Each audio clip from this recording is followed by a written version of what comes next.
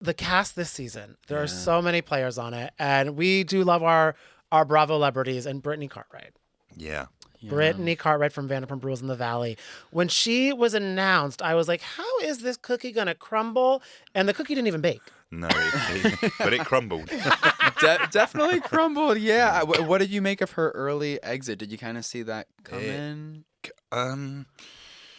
Kind of. Mm-hmm. As soon as she started sort of putting up a bit of resistance with regard to physical activity, I was like, this isn't going to go well. Yeah. I mean, her abseil or her rappel out of the helicopter was the most disastrous one. I didn't know whether we were going to have to land the helicopter with her dangling, literally by the wheels. But we managed to sort of, sort that problem out. Mm-hmm.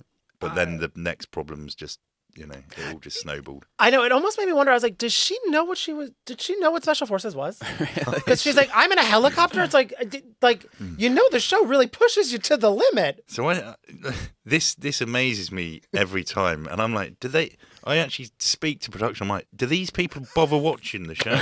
Like, they can research this. Well, we chatted with Briana Chicken Fry yesterday, and she said that she hadn't seen the show, and that actually was helpful in her decision making to do the show, because she said if she had seen it, she would not have said yes. But it seems like she's doing pretty well. Like it seems like she was like equipped for the experience. What did you make of Briana? She impressed. Yeah, definitely, because there was a journey with her, because she annoyed us, to put it lightly.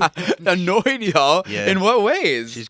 She's got attitude, Yeah. She's got a lot of attitude. I don't think she particularly likes authority. And we're there throwing authority around. So there was definitely a bit of sort of almost head butting.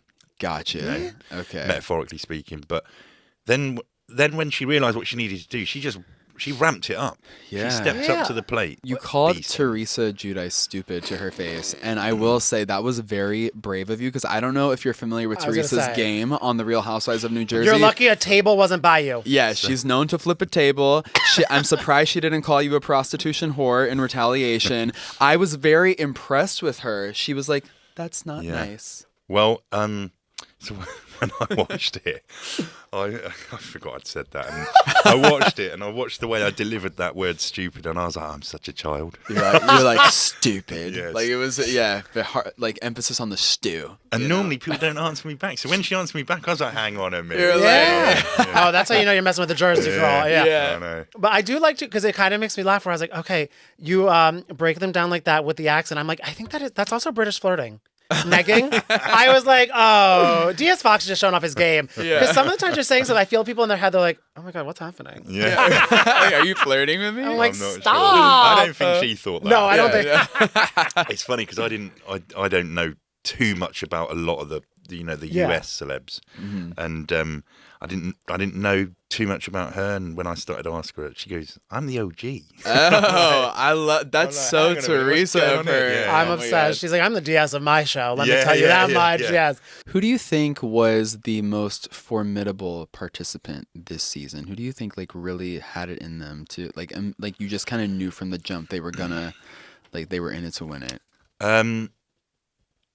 Formidable. I mean, Teresa's formidable. Yeah, in her own absolutely, right. In her own arena, she's formidable. But for me, I think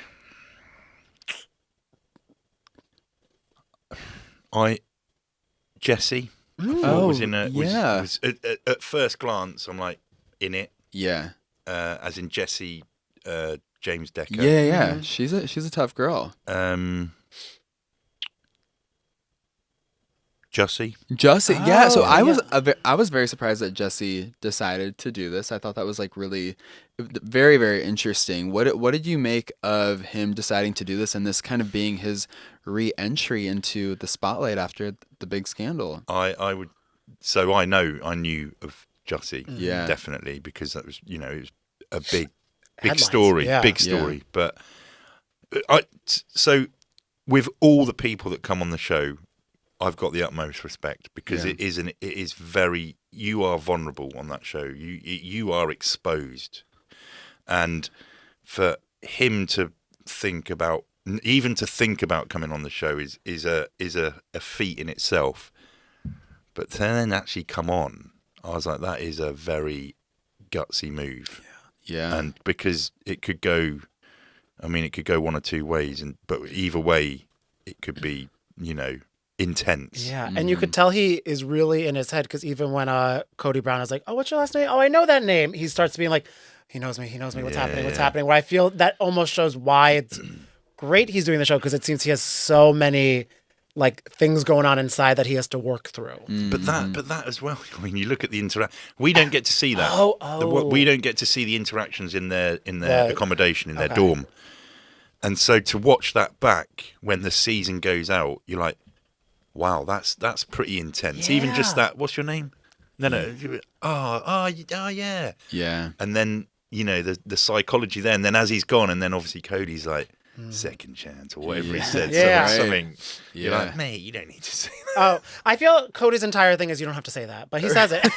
Wait, yeah, speaking of Cody, thoughts on 3 words to describe Cody Brown. If you guys don't know who Cody Brown is, he is I guess we can call him the patriarch of Sister Wives. All his sister wives have kind of left the scene, most of them. But so I guess he had more time on his hands to go to Morocco. I didn't really know anything about him, and he turned up and he looked like the mad professor.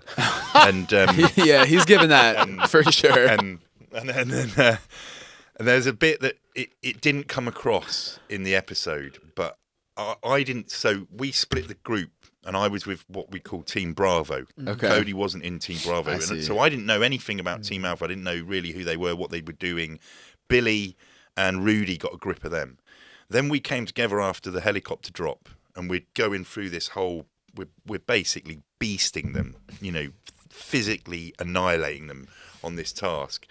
And they come up this track, and they're doing it in sort of shuttles. So Kit, one after the other, get to the top of this thing where the vehicles are. This sort of high feature, and you've got Johnny Manziel, and you've got Cody stood next to each other. And Billy's trying to give them a real, addressing down all of them together. And there's this weird noise coming from those two. Now I'm stood back and Billy's talking, so I can't really get involved. I'm watching, and the noise is like really weird. Sorry about that. And I'm looking over, going, what is going on over there? Billy hears it, turns around, and thinks it's Johnny. And so he just starts hammering Johnny, and I'm like, no, he's got the wrong dude. And I've looked back over, and it's Cody, and I don't know what he's doing. He's doing this weird noise, and he keeps doing it. But Billy keeps turning around and dressing down Johnny. Oh my god! And Cody's just getting away with it. He's got the wrong guy. Oh my god! Is that like his mating call to find another wife? What is it? I have no idea what it was, but he had this strange look about his face. So that was my first interaction with Cody, and I was like, this guy's weird. Yeah, he's you clocked a little. it.